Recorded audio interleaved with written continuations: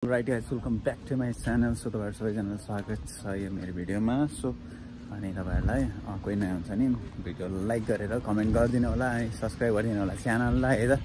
अनि कहाँबाट हेर्दै हुनुहुन्छ भनेर नि कमेन्ट गरिदिनु होला। अनि त्यसपछि सबैजना स्वागत छ यो भिडियोमा। अनि यो भिडियो चाहिँ अब म अहिले कोरियामा छु, काम गर्दैछु, काम सकेर दिवस बसिरहेको छु अहिले चाहिँ। अनि त्यसपछि तपाईँहरूलाई यो नोटिस जस्तै भनौँ न, अनि तपाईँहरूलाई चाहिँ यो भिडियोमा चाहिँ मैले एक्जाम दिएर आएको, अनि त्यसपछि एक्सपिरियन्सहरू सेयर गरेको लगायत अनि मेरो चाहिँ एक्जामहरू कस्तो भएको थियो भन्ने त्यो भिडियोको लागि हो। अनि त्यसपछि तपाईँहरूलाई यो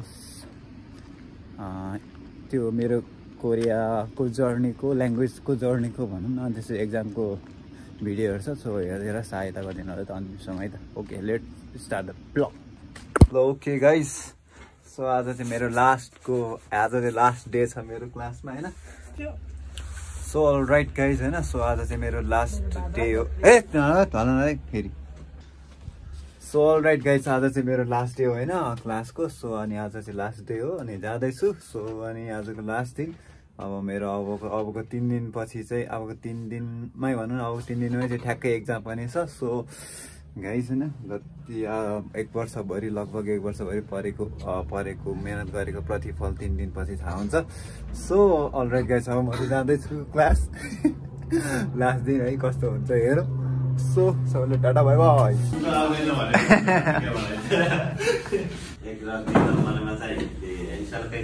अगाडिबाट हामीले हल गरेको त्यही चित्र आउँछ। एउटा त्यो थारीमी के अब आइरन लगाएको कपडामा होइन, एउटा त्यो वासिङ मेसिनमा कपडा धोएको के 2-4 त्यो आएको थियो। अनि त्यसपछि के आएको थियो मलाई भन्दाखेरि खङ्गेस्नु आएको थियो। त्यसपछि लगत्तै त्यो पनि अब काम सम्बन्धी, अनि फिल्ममा हेरेको, अनि भ्रमण गएको, अनि मिटिङ गरेको खोदा लाग्यो। अब त्यहाँ कुद्दा पनि मिल्न जान्छ, अब काम सकिनु फिल्म हेर्नु, अनि त्यो पनि मिल्न जान्छ होइन। अब त्यहाँ बढी जस्तो अब फोदेरै लाग्छ होइन। त्यो एउटा त्यहाँ थियो, अनि 2टा के भन्छ त सर, त्यो पेराग्राफ होइन,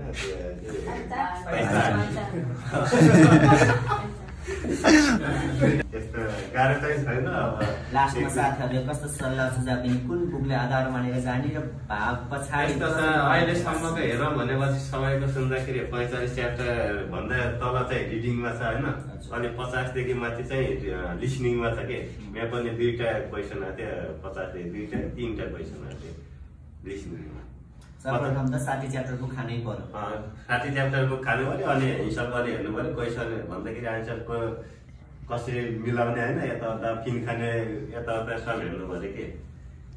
त्यस्तो छ, त्यति गाह्रो चाहिँ छैन। अब ह्यान्डसरले धेरै हेल्प भयो होइन, तर बुक पनि खानुपर्छ। ह्यान्डसरलाई बुक 2टै खानु पर्यो। अनि सकिन्छ भने आज लिड बुक पनि खानु पर्यो सारेहरूले। मेरो चाहिँ सुरजको क्वेसन प्याटर्न हल्का फरक थियो होइन। सुरुमा मलाई रिडिङमा 2टा चित्र आएको थियो। चित्रमा चाहिँ छादङ फान्मेकी भेन्डिङको चित्र आएको थियो 1 नम्बरमा। 2 नम्बरमा मलाई थोङजाङ खाता जिमको पासबुक आएको थियो। त्यसपछि लगतै 2टा पाइचार्ट आयो, तर पाइचार्ट एकदम सजिलो, 2टैको एन्सर दुपन्चे भन्नेमा थियो।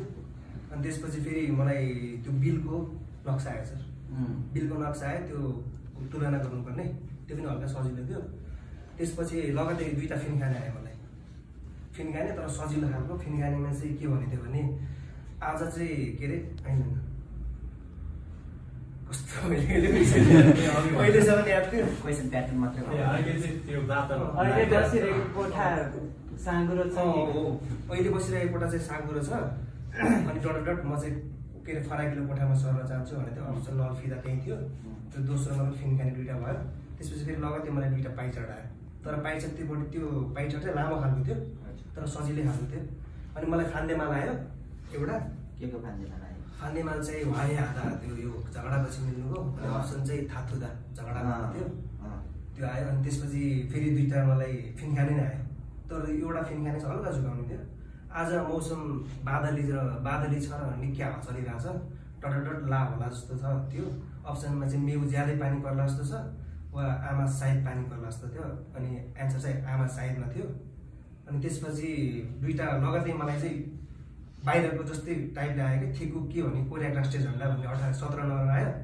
त्यसको सुरुको चाहिँ मैले बुझेँ यो चाहिँ कोरियाको राष्ट्रिय झन्डा, थेकुकीलाई चाहिँ कोरियाको राष्ट्रिय झन्डा हुन्छ, यो चाहिँ होटलमा हुन्छ, एयरपोर्टमा हुन्छ, स्कुलमा हुन्छ। त्यसपछि नयाँ मिनिङ थियो सबै।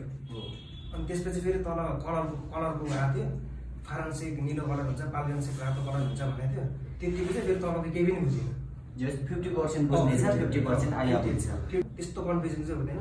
तपाईँहरूले किताबको थेवा चाहिँ माथिको 50 देखि माथि 58सम्मको थेवा खानु हो भने तपाईँहरूलाई गाह्रो हुँदैन। लिस्निङमा गाह्रो छैन। लिस्निङ चाहिँ गाह्रो छैन। लिस्निङमा त्यति गाह्रो, तर टेन्सनमा चाहिँ गर्ने किताबमा भएको लिस्निङलाई हेऱ्यो भने त्यो रिडिङलाई गाह्रो पार्दैन, उल्टो पार्छ तिनीहरूले। लिस्निङले रिडिङलाई लिस्निङतिर जान्छ। अनि बाँकी कुरा त त्यति नै हो। मेन फोकस भनेको चाहिँ बुकले नै दिनु भन्छ चाहिँ जति चाहिने कुरा हामीलाई बुकमै छ। अनि प्लस त्यसपछि ह्यान्डसल, अनि ह्यान्डसल खाइसकेपछि लगभग बाहिरको क्वेसन आयो भने ह्यान्डसलसँगै रिलेटेड हुन्छ। किनभने मलाई आएको थेकुकी त्यो राष्ट्रिय झन्डाको बारेमा मलाई थाहै थिएन। त्यो मैले चाहिँ थेकुकी मैले त्यो थेकुकी भनेर चाहिँ ह्यान्डसलमा मैले अप्सनमा भेटाएको थिएँ। अनि राष्ट्रिय झन्डा भनेर चाहिँ थाहा थियो मलाई, त्यही भएर मैले त्यसको एन्सर मिलाएँ। अनि त्यही हुन्छ बाँकी कुरा त क्लासमा आज आउने सरले पढाएको कुरा जति हुन्छ त्यो घरमा गएर एकचोटि हेर्ने। अनि त्यो सरले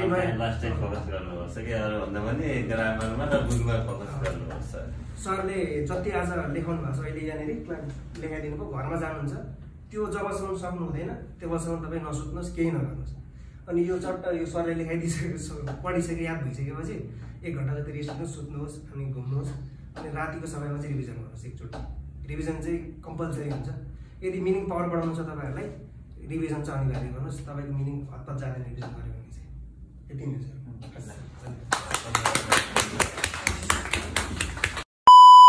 ओके गाइस, म चाहिँ अब हिँडेको। मेरो चाहिँ आज एक्जाम होइन, 3 मार्चको 25 तारिक। सो आज चाहिँ एक्जाम दिन जाँदैछु। सो लास्टै हडबडी, लास्टै के भन्ने अब साथै बोल्नै सकेन, लास्टै गाह्रो भयो होइन। So I will give my best है। म आफ्नो मेरो तर्फबाट बेस्ट दिन चाहन्छु, बेस्ट दिनेछु अब होइन। प्रभुको हातमा राख्छु सबै कुरा। सो अब अनि जाँदैछु। अनि अगाडिको अहिले छिटै गएर त्यहाँबाट यस्तो यताउता हेर्छु के हुन्छ होइन। त्यही हो, अनि गएर 1 घन्टा अगाडि बस्नुपर्छ भन्ने सुनेको होइन। सो त्यही हो, म जाँदैछु गाइस। सबैले प्रार्थना गरिदिनु भएको छ, प्रभुको हातमा राख्छु सबै कुराको निम्ति। प्रभुलाई महिमा भएको। सो अनि म नि जान्छु अब, एक्लै जान्छु, कोहीसँग नि साथी लिएर जाँदिनँ, एक्लै जान्छु। सो त्यही हो गाइस है त। सबैजनालाई बाई बाई। नि मेरो रिजल्टको प्रतीक्षा गर्नु होला है त। By by. अहिले बस्ने